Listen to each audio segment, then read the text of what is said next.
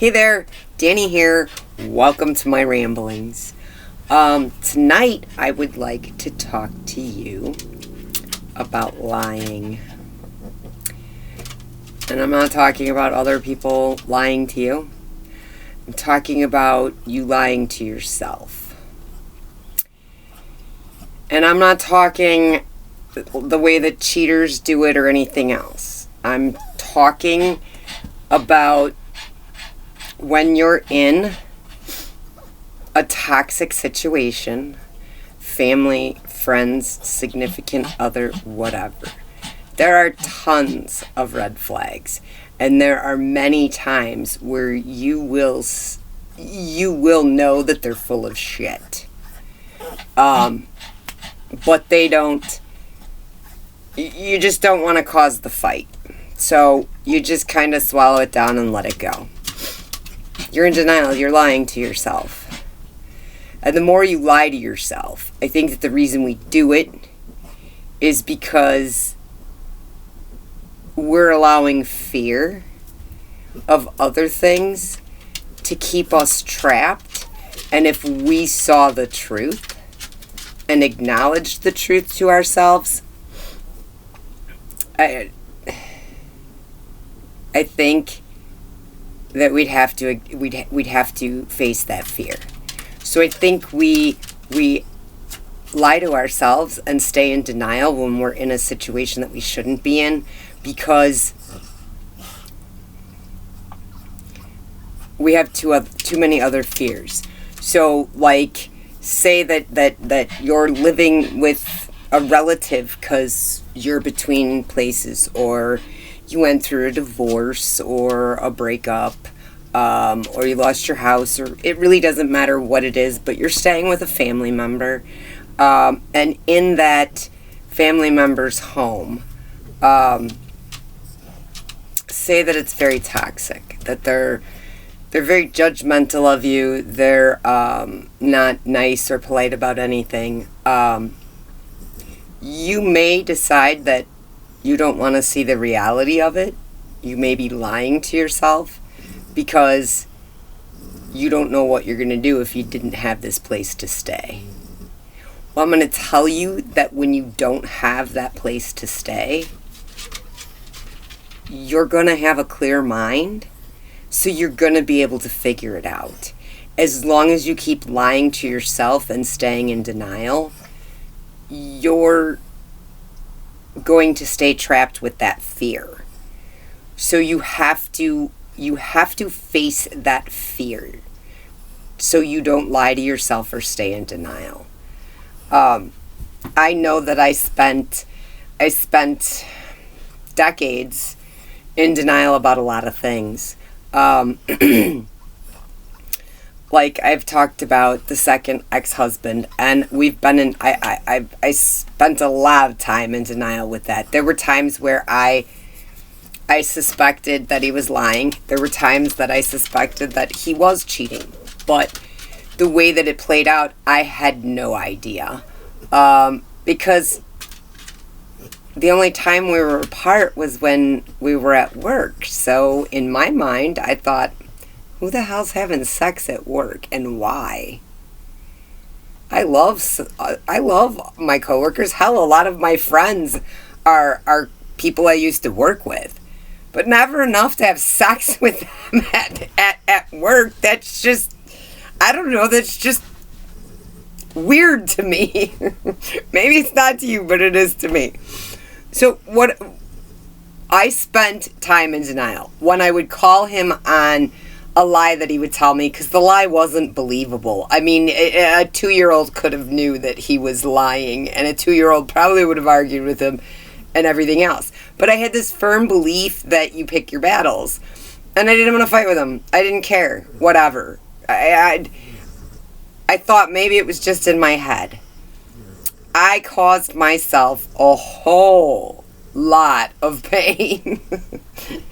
And after this last relationship that I had, which was very toxic, I decided that I needed to work on me. I thought, and I joked that my picker was broken, and I've done a video on that. But I decided that I needed to work on me. And when I first started this journey, it was very confusing. But the more I started to look at all the lying that I did to myself, all the denial that I kept myself in, and when I looked back at it, and this is more towards the end, more recently now that I started to think about it, the more I started to think about it, the more I was, well, the more I realized that I sat in denial and I lied to myself,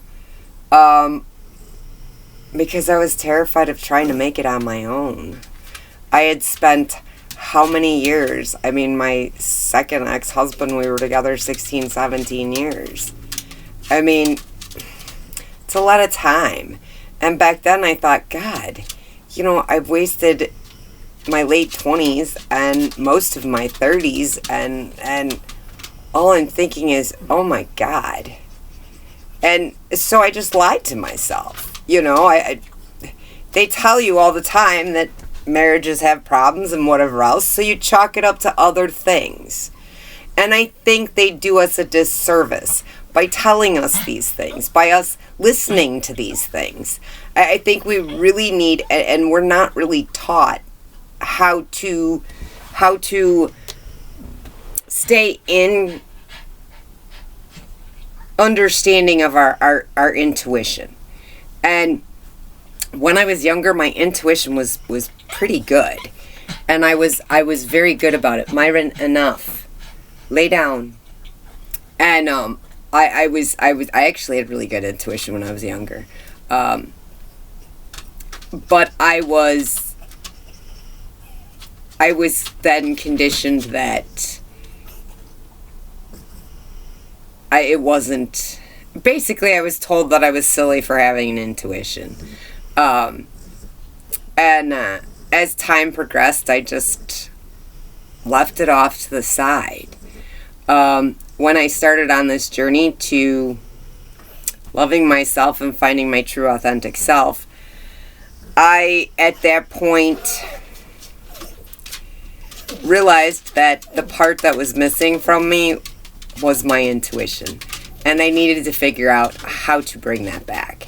And really, once I got past all the hurt and the pain, and once I got past all the stuff that I took on over the years, and stopped lying to myself and living in denial,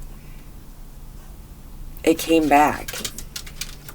And I think for a period of time, I kind of beat myself up a little bit about the being in denial and lying to myself. Why did I waste so many years doing that?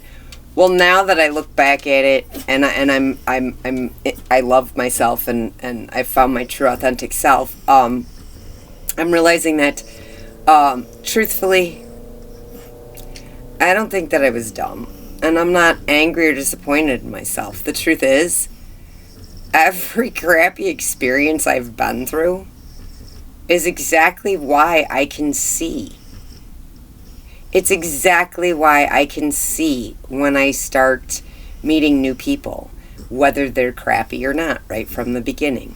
I don't wear the rose-colored glasses. I don't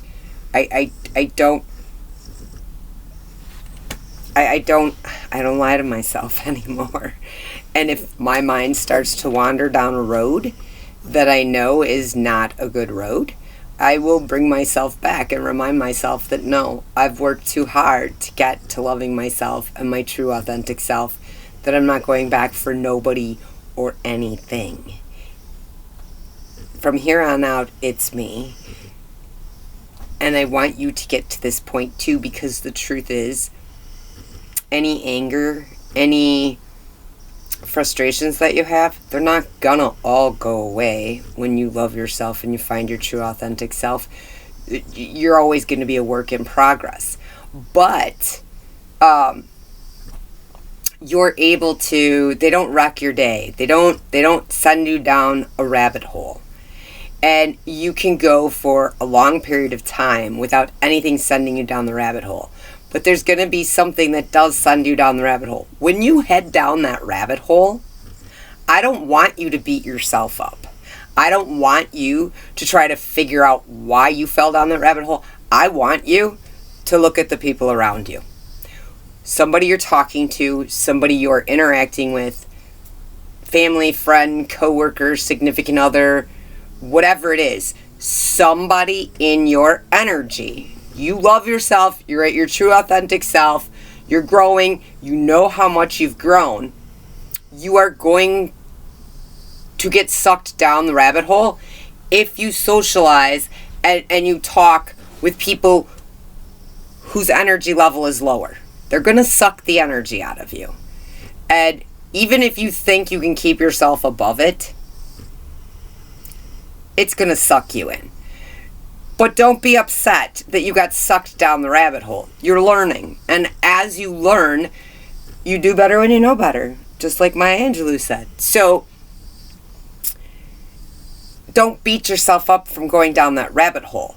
I want you to literally just step back. Take out a notebook and a pen and write some things down and write what's been going on, since you started, feeling like you're falling down that rabbit hole or whatever else.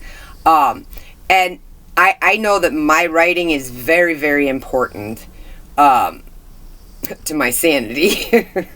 But once you discover who or what is pulling your energy down, you can say, nope, bye, you can't be around, you're not at my energetic level. You're not saying that you're better than this person. You've just done a lot more work on yourself. It never makes you better than anybody else. And the reason that I started thinking about this today when I was door-dashing was I belong to several groups on Facebook. But this one particular, it's a newer one that I just signed up for. And it's very, very supportive, very, very interactive. People shared their horrible stories and whatever else, and everybody else, gives them encouragement and whatever else. Very, very supportive group of people. One of them asked, and he said, he asked us to be honest, and he asked us, what would you consider your biggest flaw? And I got to thinking to myself, and I thought, what I wrote was my ability to see kindness, my ability to see good in everybody. It's a double-edged sword. So I don't care how horrible you are of a person, you still got to have something decent in you. I have a habit of looking at that and overlooking the other things, which I'm currently working on. But I know that you get drugged down that rabbit hole. That's arm's length. You got to go back. You can't be in my space. You can't any of this. I shouldn't have to censor myself around people that care about me and love me. If I have to censor who I am to be around them, then I don't need to be in their life, because they're not good for me staying energetically up here. Not at all. So when you go through this process, you do go through a lot of people. You do start to see a lot of people differently than what you have. And I in the beginning, I tried to look at all of it, and I started with what was done to me and the pain that I had felt. And then from there I was like, okay, how did I respond to that? And could I have responded differently? And why didn't I respond differently? And once I started to realize that I had just been lying to myself and been in denial. And that I could have stopped any of the pain that I had ever felt at any time. There was fear. Something was holding me back. What? It doesn't matter. It really doesn't. All that matters is I've made it here. And I can tell you that this is a magnificent place to be. And you're going to notice people who drag on your energy. And I try to keep it short and sweet with anybody that's a family member or a friend or coworker, which I really don't have coworkers because I do DoorDash. So I really try to keep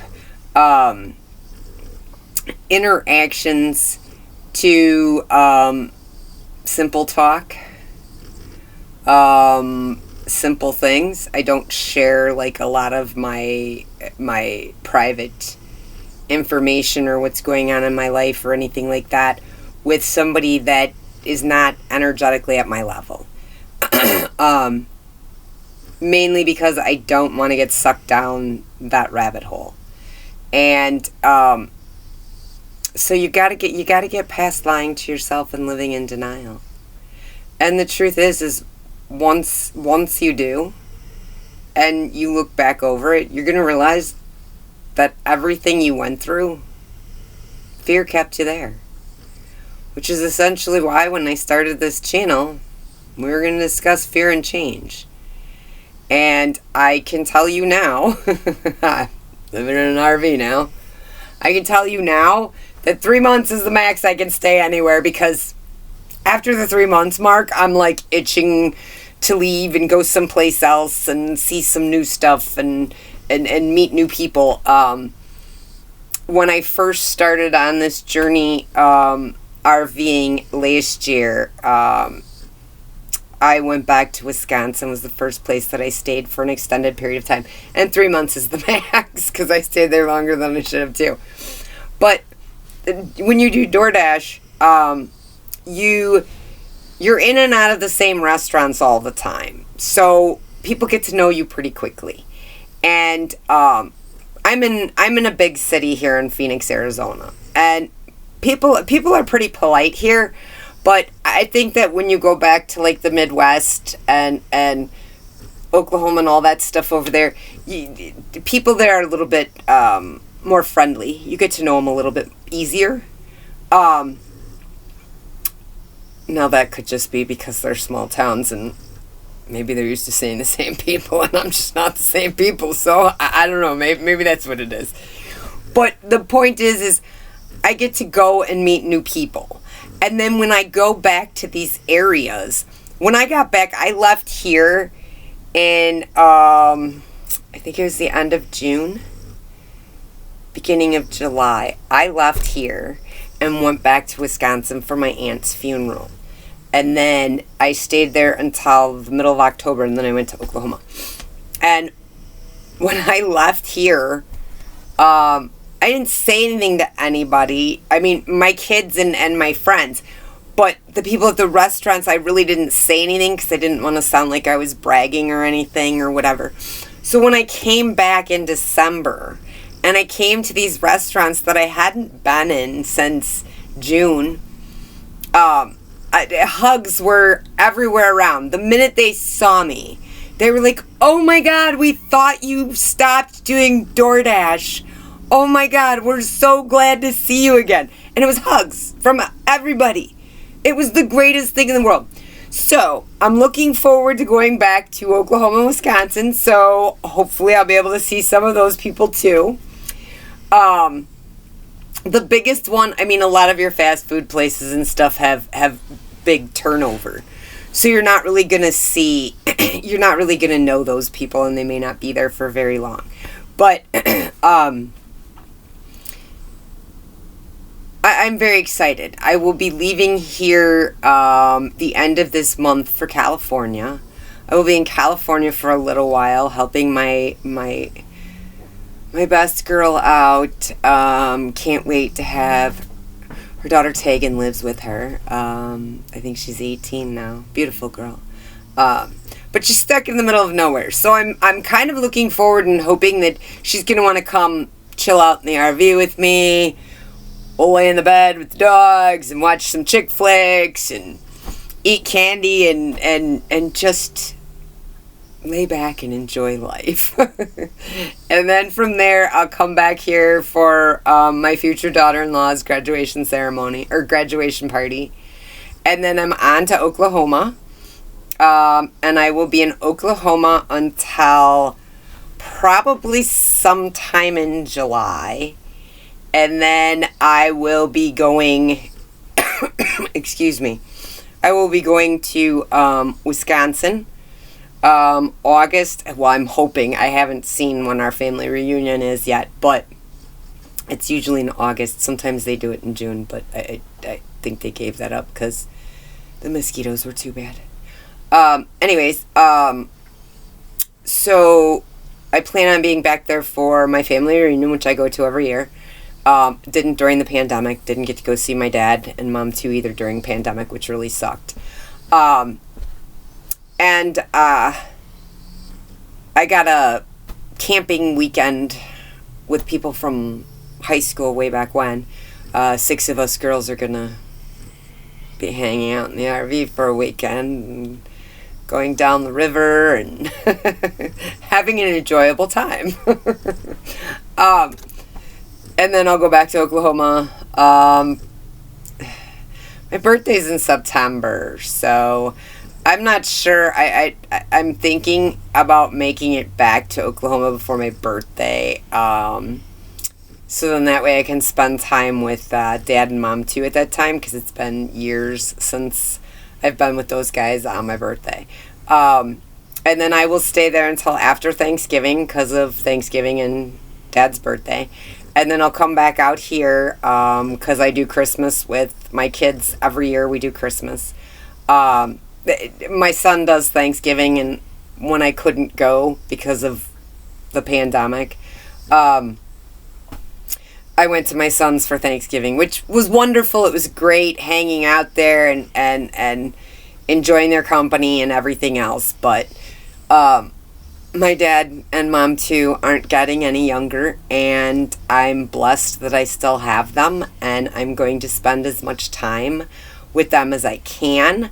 I had stayed with Mom for 2 months in the beginning of 2020, and then when she got sick in 2021, I was extremely grateful for those 2 months that I had with her. It was just her and I.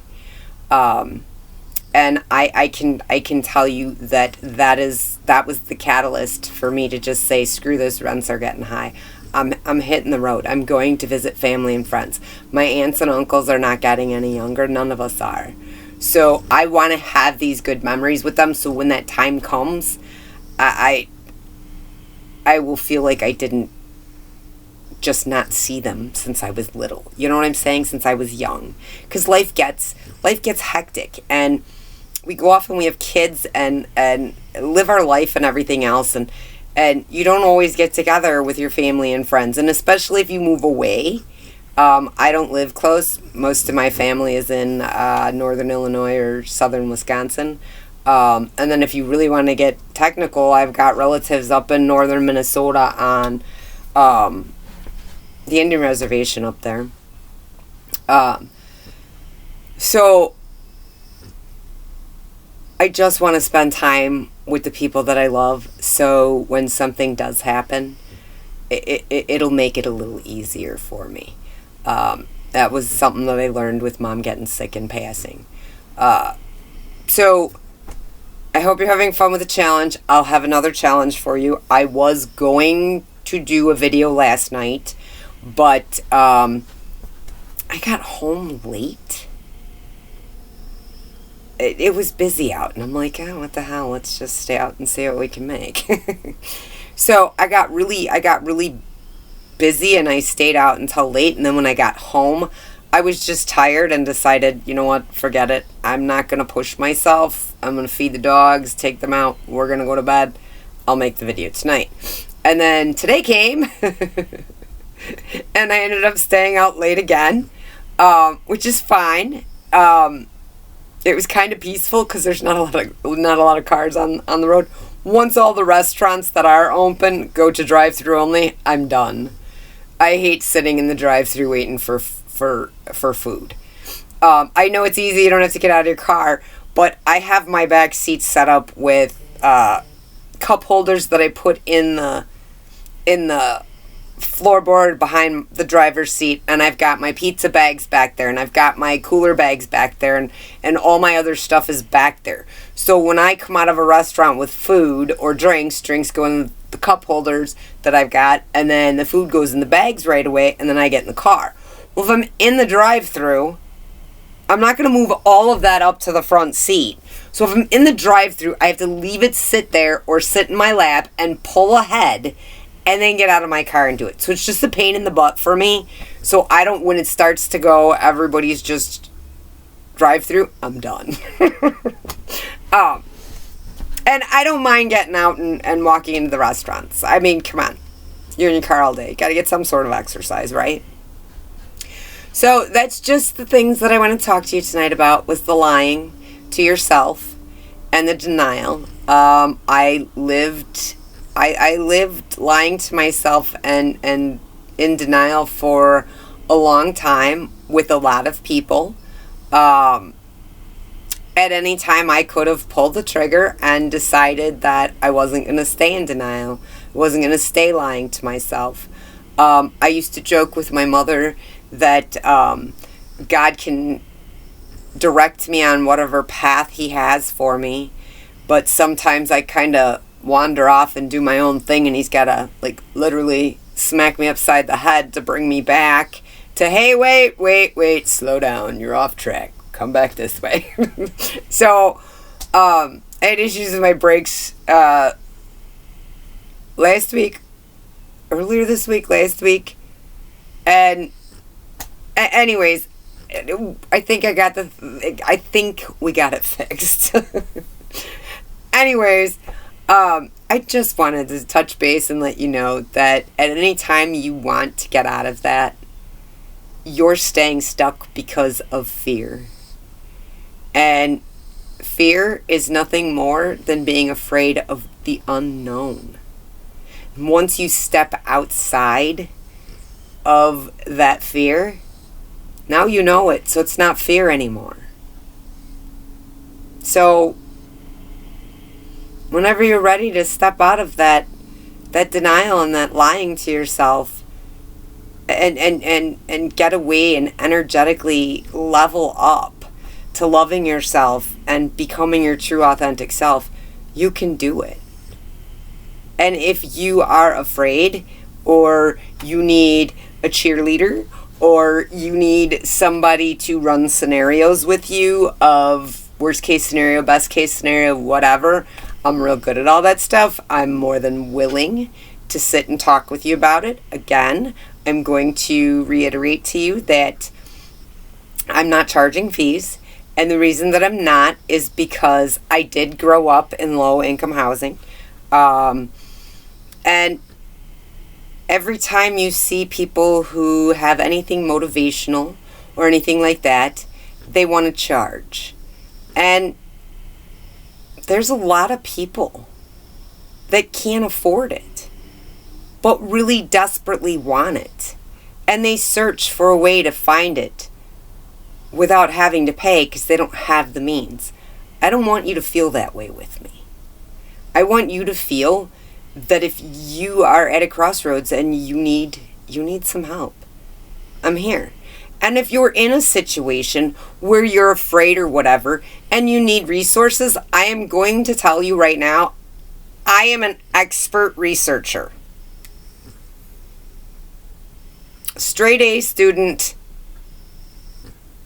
getting my paralegal degree. I'm really good at finding things. So, if you are anywhere, especially in America, if you are anywhere that you are having an issue or you need resources, please feel free to reach out. It doesn't take me but 5 to maybe 20 minutes to find you resources in your area that can work for you. I can even send you a list if that's what you ever need. So please feel free to reach out. You don't have to stay stuck because you're afraid or you're living in fear that you're not going to be able to do it. I will help you find resources. I will be your cheerleader. And I will help you get your strength back so you can get to loving yourself and finding your true authentic self again. So that's all I have for you guys tonight. I will see you. Today's Sunday. So I'll see you Tuesday because I got another challenge for you. And then when we get to the end of these challenges, I'm going to make like a little packet. And then what we do after, there's more that's going to go with the challenges, but they're going to kind of, you'll see when we get there. But I'm going to make a little packet so, if you don't want, like say, it's a year down the road. Somebody might not want to go all the way back to, a year ago's videos to see this stuff. So if I just make a packet of it when we get through all of this, and I can pin it in here, and then people can have access to it when they need it. Again, I'm going to leave my cell phone number and my email. I don't check the email that often. The cell phone, feel free to call. You call early in the morning. The phone is right next to my bed, but I don't hear it. I'm asleep. Like I said, I sleep really good once I get to sleep since I've started this whole thing. It's beautiful. So feel free to reach out. I'm usually up between, 12 and 2 in the morning. And then I sleep and I don't get up until like 8 or 9 in the morning. So, any other time, feel free to give me a call. I will gladly chat with you about whatever. Even if it's something simple. If you need resources or anything else, I'm really good at finding things. So I'd be more than willing to help you. Don't stay stuck under fear. And don't be afraid of change. Because the truth is, you're going to find it's a great world out here once you get past those things. So, all right. Night, guys. I'll see you in a couple days. Bye.